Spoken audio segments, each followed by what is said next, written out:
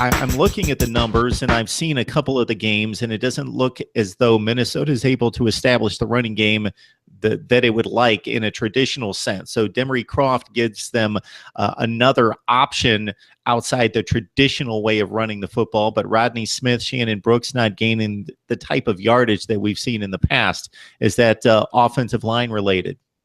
I think it's a culmination of things, but when I look at the recent struggles Minnesota's had, it's the fact that they're trying to run a run-pass option offense with Connor Rhoda the previous 2.5 games, and he's zero threat to take the ball, zero threat to challenge the edge, which means that all defenders have to do is, number one, stack the box, and number two, the edge defender, who's supposed to be playing the edge, the quarterback potentially, knows he doesn't have to, so he can just crash down the line of scrimmage and make sure that a 1 or 2 yard gain stays that way, and Rodney Smith and Shannon Brooks can't bounce it outside.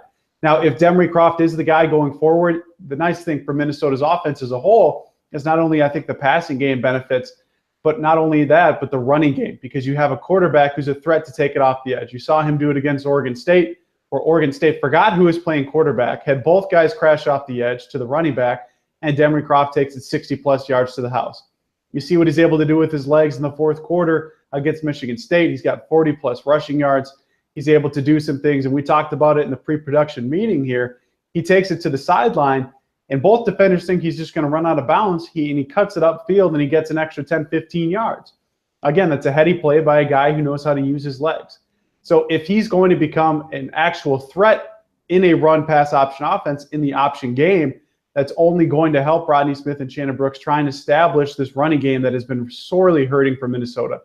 They are one of the top or the bottom 10 least explosive running offenses in the country, which is mind-boggling to me, considering I think Rodney Smith and Shannon Brooks are 2 of the top 6 running backs in the Big Ten, yet you would never know it with the lack of explosive plays this Minnesota run offense has had. Again, I think it's more of Kirk Ciarrocca trying to run the ball into a +1 box where there's only 6 blockers for 7 guys on defense in the box. Rodney Smith and Shannon Brooks can't make that happen every game.